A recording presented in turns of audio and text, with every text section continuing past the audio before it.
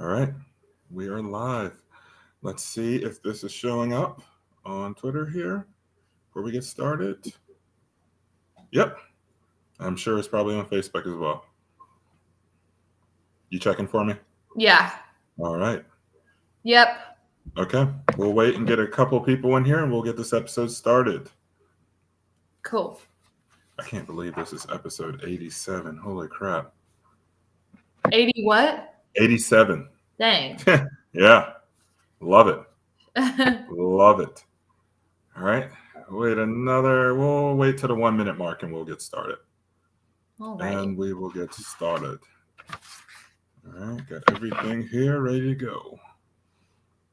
All right. 10 seconds. Got everything together. Yep, we're good to go. All right. Let's go ahead and get started. Okay. Guys, welcome to episode 87 of Titos&Chicken, your unofficial South Carolina Gamecocks podcast. Coming at you with a low country state of mind. Lindsay, what's going on, girl? Hello. Not too much, just hanging out. Yeah. Almost done with the work week, so I can't complain. Yeah, we're almost there. Friday Eve, as they call it. Yes. Yeah, almost there. Good day for me. It was chill, very chill for the most part. Like you, I'm ready for the weekend.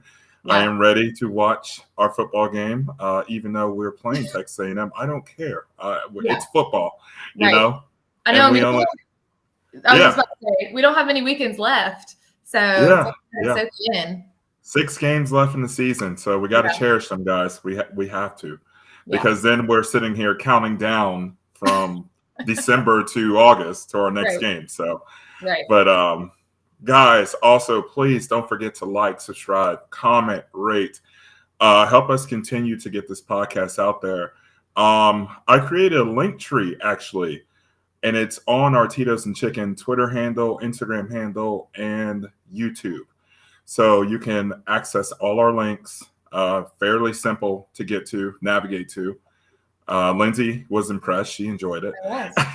So whenever you're trying to find us, like I said, just go through the link tree and you can find all our links there. Yeah. Okay, then let's jump into this episode. Our straight shots. I'll start off with the bye week next week. My liver and gas tank will really enjoy that. So, it'll just be nice to take a little break, Yeah. And not my heart out. Yeah, exactly. Not needing a cigarette at halftime. I don't smoke cigarette, guys. I'm kidding.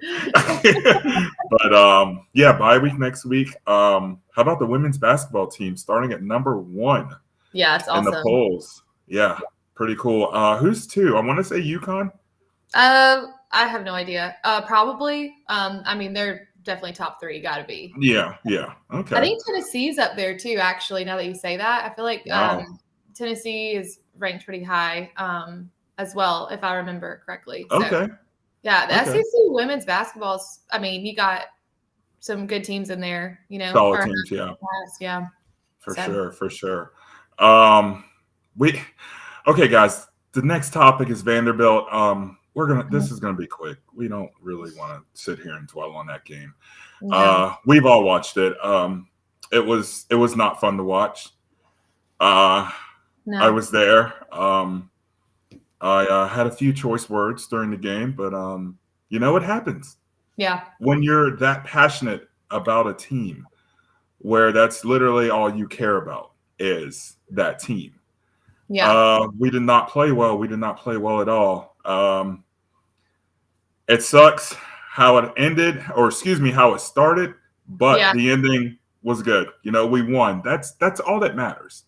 Yeah. Is that we won the football game. Lindsay, you would agree, I'm assuming. Silver lining. We're 4-3. Which is good. As we were 2-8 last year. Right.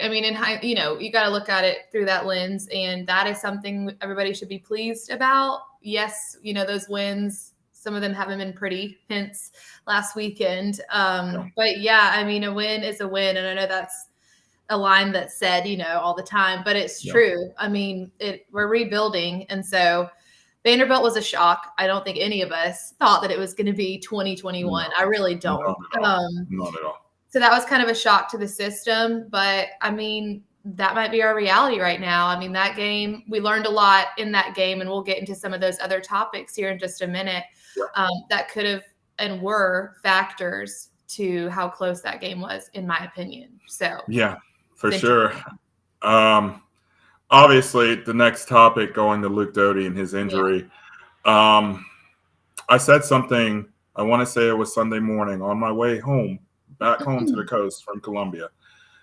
I said, Doty, I mean, guys, we all know this. Doty has been injured the whole time. There is the initial report of him spraining, I want to say it was a sprained foot or something like that when it first came out. That was obviously not true. That was far from true. This guy broke his foot. And I say this now because I've had a few people who follow the program very closely told me that. And I want to say it started with the Georgia game. I honestly feel like he was rushed into action. Yeah. Like he really was. But at the same time, how do you look at that? Would you say we had no choice? But then again, we did have choice. We had Brown at the time because Zeb got hurt that game. Yeah. So we had Brown and we had Gaither. So we had other quarterbacks to put in, but I think they weren't really confident in Brown's ability to go into that game and perform against number one UGA. Right. So, yeah. I mean, how do you look at that with the whole injury thing with Doty? Yeah, totally. I mean, it's clear that he wasn't healthy. I think it's clear that obviously the re-injury or whatever they said happened in the second quarter was major. But we all know that he wasn't functioning at 100% in any of the games that he was in. And it's just, you don't know. I mean, we were kind of kept in the dark as far as, like you said, the extent of the injury. But then again, I mean, he is going to training. I mean, he is getting, all the trainers looking at him and rehab and everything. So you wonder, like, what too was he kind of holding back? Like, was he completely honest with how he was feeling with the coaching staff? I don't know. I mean, and I think just that Vanderbilt game, like everything came to a head, and like the 2 picks that he threw that were horrendous. I mean, he looked unhealthy. And I think there were glimpses of that in other games, but against Vanderbilt, I felt like it was very obvious. And with Doty, Lindsay, he's a dual threat quarterback. Right. When you take one part of that away from a dual threat type quarterback, it's going to affect him. It's going to affect him majorly. No, I totally agree. And that's just kind of his like sweet spot, right?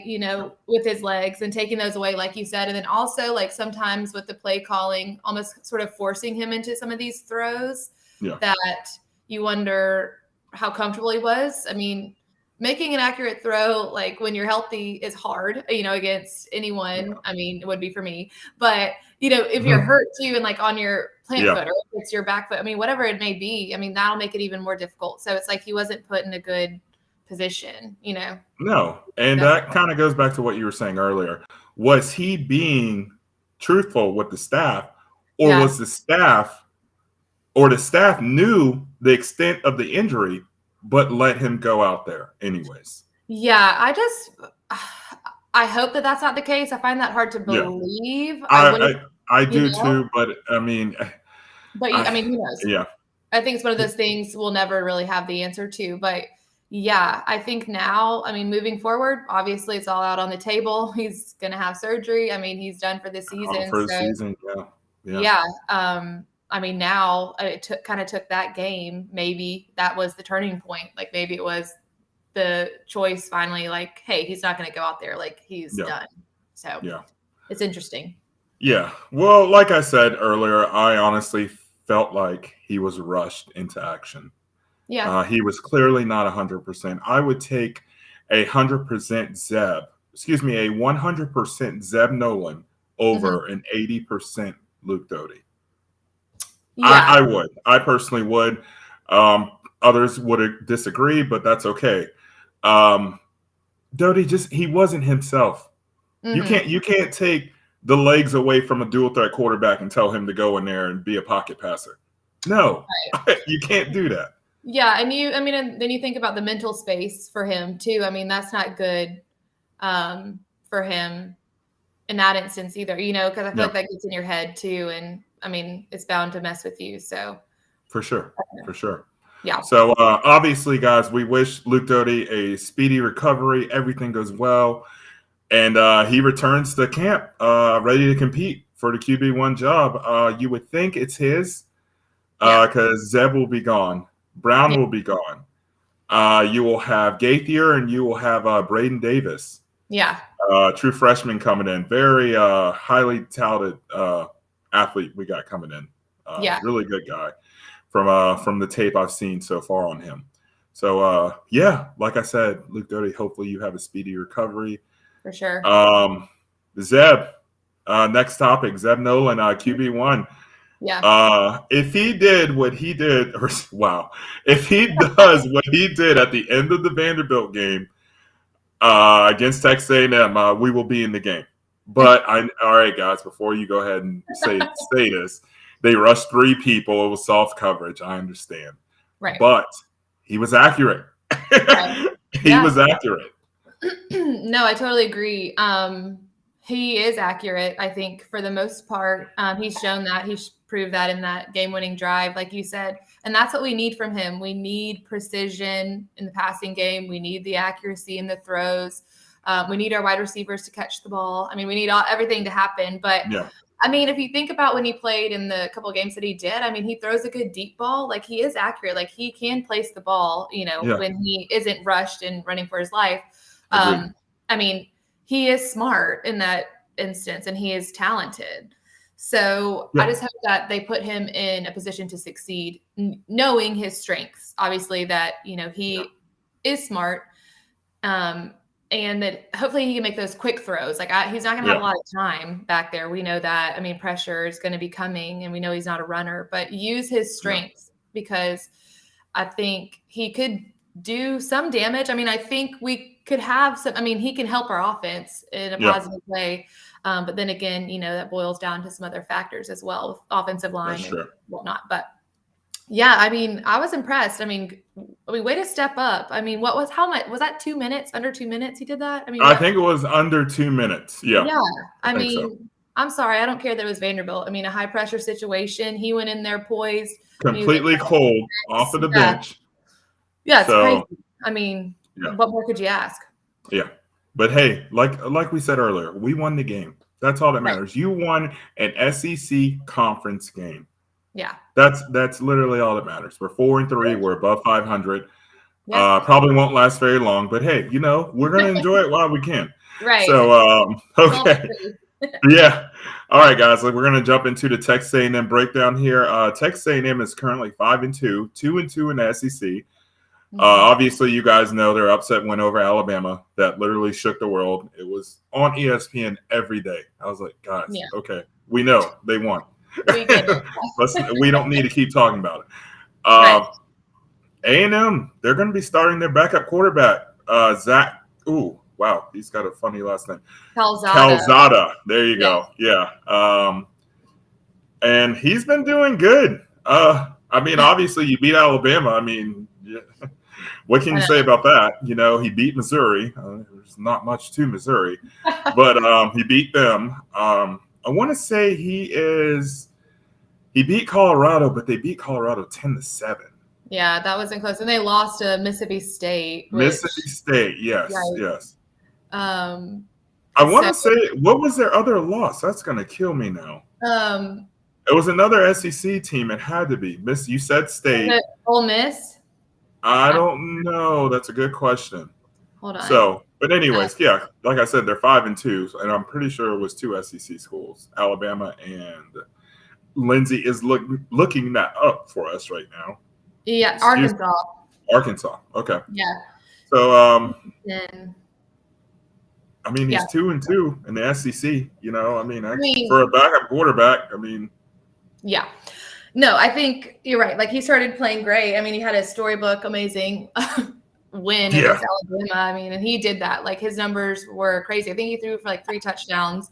I mean, that's a big deal against an Alabama defense. Like, props to him. And it's just so textbook that A&M would be on a down year. Like, you know, they had this injury. He had to step in.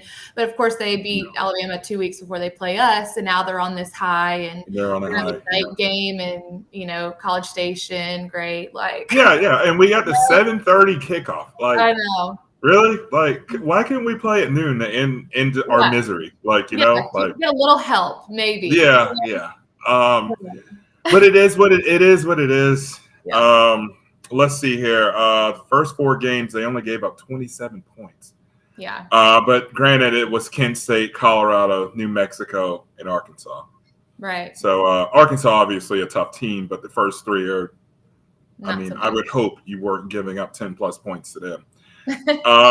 What else we got here? Besides Georgia, I'm going to be honest, they're probably going to be one of the best defenses we'll see. Yeah, this year. Yeah, talented defense is what I have for them as well. Yeah, you know what you're going to get with them. They're going to bring pressure. Why wouldn't you? We talked about that before. Knowing what we know about Zeb is, they pressure him. And what they know about our offensive line, they're going to test that weakness. I mean, this next stat is just mind-blowing. They lead the SEC in sacks. 21 sacks they have. Great. 21 sacks.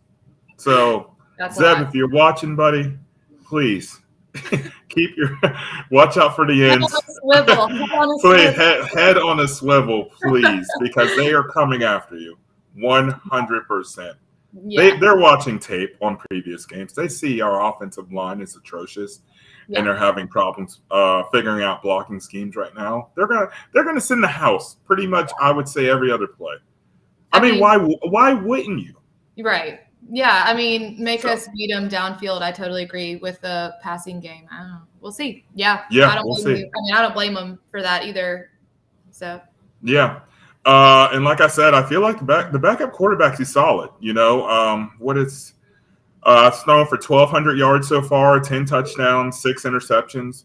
You know, not numbers that are like literally going to wow you, but I mean, hey, he's getting the job done. You know, he's getting the job done. The job done, and that's all that matters. And their offensive line is, I would say, similar to Georgia's. Yeah, they're big. They're big, and they can change the line of scrimmage at any time. That's what I said. That's literally what I said. I think it's going to be a matchup nightmare for us at the line of scrimmage. Not necessarily not a nightmare for our defense, but definitely offensively. And their offensive line is big. It takes a lot to move them. I mean, so our defensive line is going to have a hard work. For sure. Game cut out. I mean, their running back is 3rd in the SEC with yards. I think he has, let's see here. I want to say it was 600, something like that. Or, it was around 600. Yeah. So he's almost averaging 100 yards a game, roughly. Right. And that's what you want. You want that balanced offense with the run game that's successful, Spiller back there with the offensive line. And then they have this quarterback that's, like you said, getting the job done. He can throw the ball around. I mean, they have good receivers too. That huge tight end that like still is at A&M, what's his name? That's going to kill me. Yeah. Yeah. I feel like he's been there for like 10 years, but you know, so they have a balanced offense, which is going to make the difference. I think. Yeah, for sure. I mean, they're a solid squad, y'all. They are ranked. What are they ranked? 17, I want to say currently. So this is going to be a tough game, tough night, tough game. 7:30 p.m. kickoff. Yeah. SEC Network. You know, tune in. Pray our guys can fight. You know, at least make it competitive. Yeah. I don't. With A&M, they're not a team that's going to run up the score on you. No. They're not. But at the same time, they're going to stop you on defense. Right. So that's all I'm worried about for this football game. Yeah. But anyway, so what are your keys to the game for this game here? Yeah. So my first one, just playing off of what we saw last weekend, is ball security. Can't turn the ball over and expect to win. We all know that. That's pretty obvious. And with our offense, struggling as much as it does, we can't afford to do that. We have to take care of the football when we have it offensively. Yeah, for sure. And then, like you said, I want us keys of the game to be competitive. And if that is, you want to see the players go out, fight their butts off in a game that no one expects them to do well. No one expects them to keep it close. But, you want to see that fight and that grit out of them, even with all the naysayers, because there's a lot that don't believe that they can, hold their own. So be competitive there. And then I'm curious to see if we can shut down their run game, make them a little bit more one-dimensional. Yeah. Put pressure on the backup quarterback, Right. Yeah. Force him into some things, maybe some uncomfortable situations that he might not want to be in. For sure. But yeah, that's what I'm interested to see for us and how we handle A&M there. I mean, guys, honestly, I feel like we're literally repeating ourselves every weekend when it comes to the keys to the game and the biggest question. Obviously, you know what the answer is to the questions. But, I mean, to be honest, my key to the game is not get bullied on the line of scrimmage. Yeah. Hold your own, Yeah. When I played offensive line 1 year in high school, absolutely hated it because I knew I was a defensive lineman. The 1 year I played offensive line, my coach always told me, Evan, if you can hold your block for 3 seconds, we will be successful. And he was talking to the whole offensive line. He was saying, if you guys can hold your blocks for 2 to 3 seconds, let the play develop in the backfield, then we're going to be successful. Yeah. That's what I say to our offensive line this Saturday. Like, guys, just hold your blocks, Like that's, I mean, I know it's easy saying it, don't get me wrong, but come on. Yeah. We got to have a weekend where this missing blocking schemes and blocking the wrong person is over with. We're an SEC caliber team. Yeah, no, I totally agree. It needs to be fixed, and just the overcomplication or the over complexity that seems to be the issue here. Like I don't. It makes me so mad. It's like you could simplify this and make those kids be successful. I don't know, and add in, just having the pride to hold a block and to, have the grit and the wherewithal to do it. I mean, for sure, just show that you want. I mean, that you have that drive. I don't know. Yeah. You hope they can, hold their own, like you said. It's a good point. Yeah. No, for sure. So how about this? Your biggest question this game? Yeah. So kind of playing on the offense question here, or, the questions that we continue to have all the time is how will Zeb have success throwing the football with the pressure, in the pocket that we expect? Will the play calling fit, his strengths? Like we mentioned before, I think we need to get quick throws. He doesn't need to hold on to the ball that long. And just execute. Can we execute offensively against a really, really high caliber defensive team against A&M, So that's my question. And then what will our run game look like? Will it be established? Yeah. Still, we literally got 3 banged up running backs right now. Yeah. That's probably the last position we need to be hurting, because that's really our only solid position on the offense. Yeah. To be honest with you. No, so right. We'll see. We'll see what happens with those guys. My biggest question, similar to yours, what will we get out of Zeb? What Zeb are we gonna get? Right. Obviously, hopefully it's not ECU Zeb. Because that was terrible to watch. And we all know it was terrible to watch. Yeah. Or do we get Vanderbilt 1 minute to go in the fourth quarter to win the game for the Gamecocks Zeb? Right. So we don't know. I mean, we don't know. This team is just so what's the word I'm trying to think of here? Just we literally go into every Saturday thinking, what's gonna happen? We literally don't know with this team, and it drives me insane. There's no consistency at all with this team. Well, there's one thing consistent: the offensive line play. That's for sure. That's definitely consistent. Hopefully, we can change that. Yeah. But oh my God! So, who's your MVP for Okay. this. Defensive MVP, that is. Oh, defensive. Okay. Yeah, we actually were talking about this a little bit right before we got going, but I didn't have one because I forgot. Sorry. But thinking about it, kind of thinking about a guy that I haven't selected yet, but one that I think I said this flies under the radar and makes plays, but like ones that aren't always, brought up. But Aaron Sterling, I think, on the defensive line has the opportunity to have big plays here. Hopefully pressure the quarterback, like we said, force him into some decisions that he doesn't want to make. So Aaron Sterling here, I think he has a big game. Okay. Not bad pick. What about you? Defensive? On the defensive side, I got Brad Johnson. Yeah. I feel like our linebackers are going to be making a lot of tackles this game. I feel like the run game for Texas A&M are going to get to the second level a good bit. I love our defensive line. Don't get me wrong. I do. Yeah. They are my favorite unit on the team, but we are facing a different monster this weekend. We are. So I just feel like Brad Johnson's going to have a good bit of tackles. Or our DBs, Jalen, someone back there is going to be making some tackles. Yeah, I mean, like Jalen Foster is one of the leaders. He's the leading tackler on the team. And he's a DB. And he's a DB. So that tells you a lot, right? Right, true. He has 44 tackles. Our next leading tackler has 22. He's a beast. Oh my gosh, so proud of him. We are definitely glad to have him for sure.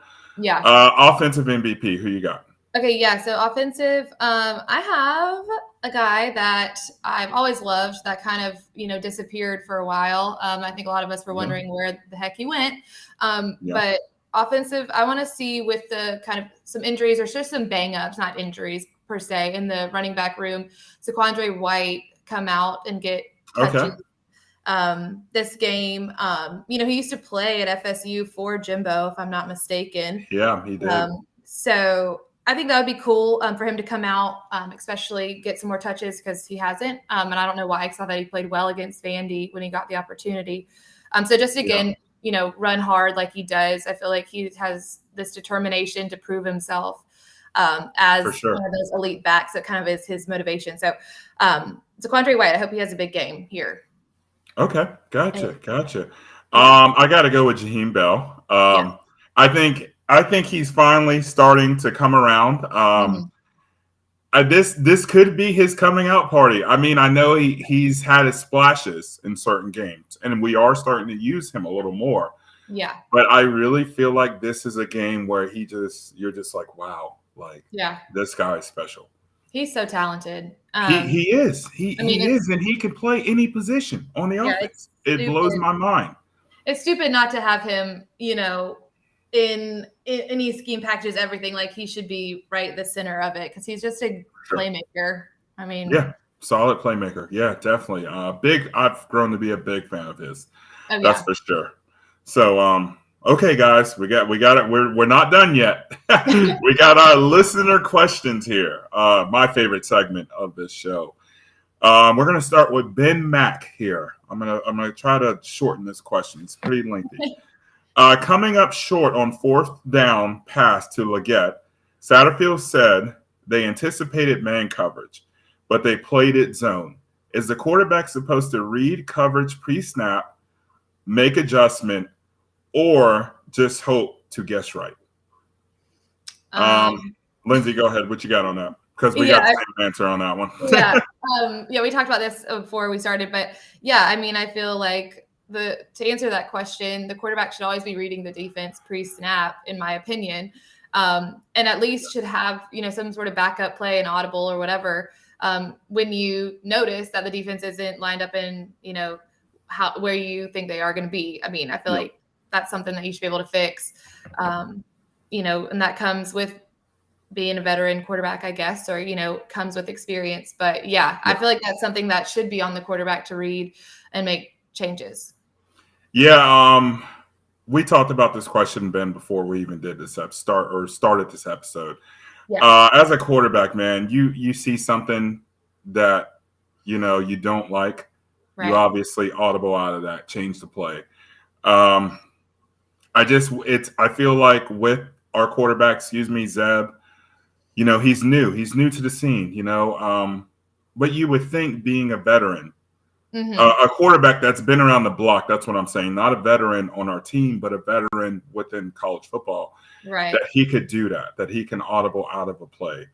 But I know this is talking about Luke Doty, Right. but I'm saying that Zeb should be able to do that this Oh, weekend. yeah.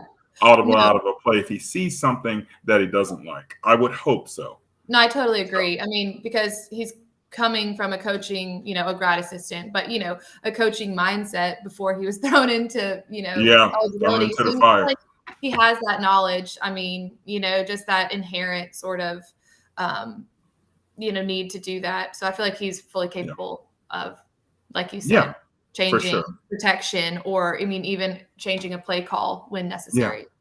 Yeah. Okay. All right. Our next question is from Julie. Another lengthy question that I have to break up here a little bit. We all love Beamer because he's a hometown family guy. However, is there too much emphasis on this and not enough do your job and accountability culture? Julie's referring to the kids, like we said before the show, the kids coming into the locker room, the media department showing off. There was an instance where the media department showed off pictures of the kids, of their artwork, or they were drawing up plays or something like that. Yeah. And Beamer was talking about a Disney movie in the press conference. Yeah. In his last press conference. How do you feel about that? Yeah. I don't know. I think it's an interesting question. I did notice For it. sure. They were posting pictures like that in the facilities or whatever, but I feel like it's just a snapshot. Like, I think people are really critical, or quick to be critical, and I understand it. I mean, we're all kind of frustrated and want some answers, but I just feel like that's taking one little snapshot of one evening. With the kids, for example, one evening that they were just hanging out and there was some downtime. I mean, it's not like they're going and interrupting, a skills meeting, or, interrupting plays at practice. I think it's something that, they're going to visit their dad at the end of the day when he's been working diligently all day, from sun up to sundown. So I think it's quick to say that we're not putting enough, emphasis on accountability, just because I don't think we know that. I mean, I don't think, how can we say that just as fans by watching social media? But again, I do get the frustration because, why mention a Disney movie in a press conference? That seems a little random. So I get both sides, but then again, I just think it's just kind of being an overcritical of something that I don't think is really that big of a deal. Okay. Or something, that it's just a little snapshot. Don't think it's as big. I don't think it's happening. Like, he's missing meetings to do this with his kids and draw plays. But then again, it is what it is. And I mean, Julie, she's an ex-preschool teacher. So, I mean, she's been around kids, she understands what's going on here. But at the same time, I can see the frustration because, you want to have your coaches focus on what's going on. I mean, are we literally, how can I say this?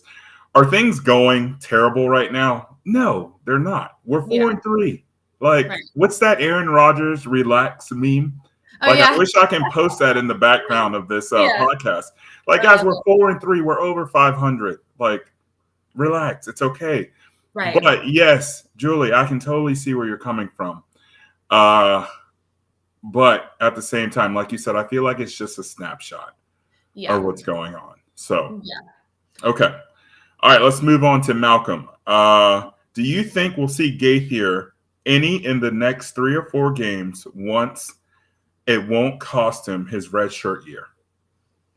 My answer is no. I don't see him playing in any of our games for the rest of the year. I mean, unless the rest of the 5 games. Or 6 games, excuse me. Right. Yeah. I mean, unless something happens tragically to Zeb, right? Like, he gets injured. But then you have Jason Brown as the backup. He's the one that's going to see the field. I just don't know that Colton is. I mean, they said he's making progress, but as a freshman, I just don't know that he's ready for that stage yet. So I don't see the necessity of putting him in any game situation, especially looking at the games that we have left to play. I mean, Florida, Auburn, Clemson, I don't see any time where he would be, I don't know, needed or used effectively against them, if that makes sense. So my answer is no, I don't think we'll see him. But Malcolm, I also agree with Lindsay. I do not see Colton getting any action this year. He's third on the depth chart as of right now. What I'm seeing from the coaching staff talking about Brown, that he has changed night and day from when he first came to campus to now. He's lost a lot of weight, and he's just been showing improvements like he really has. Don't get me wrong, Gaither has been showing a lot of improvements as well. Right. And I really think he does have a future at South Carolina, in future seasons, But I think this season is Zeb's job. If something drastically happens to Zeb, which we hope it doesn't, then it's going to be Brown coming in, backing up. And then if something happens to him, then you will see Colton. But I just don't think nothing's going to happen to Zeb or Brown. Praying nothing doesn't happen to either one of those guys. Yeah. So, that's where we are. That's where we're at.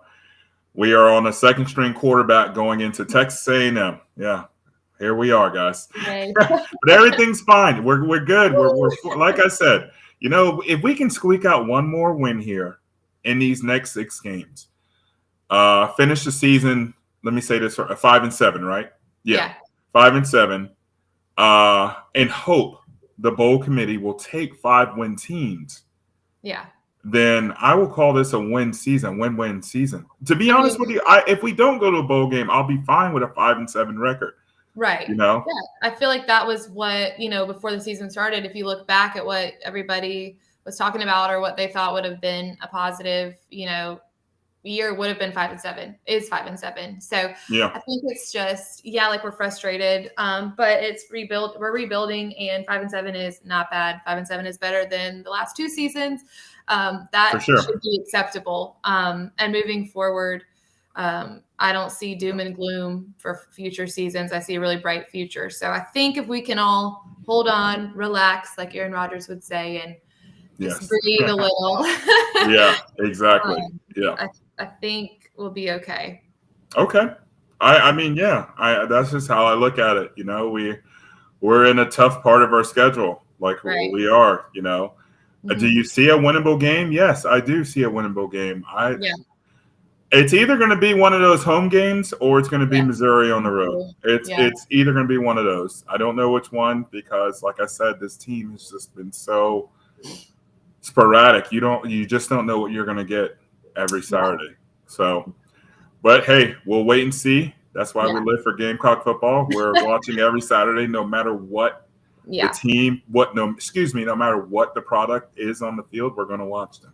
Right. So. Yeah. And I think this game's big. I mean, to hold our own and, have some success in areas, just going into the bye week, going into, some time off before we jump into, like you said, the slate that we have: Florida, Mizzou, Auburn, Clemson. Yeah. I mean, we need this game. For sure. It would be nice to have it, for sure.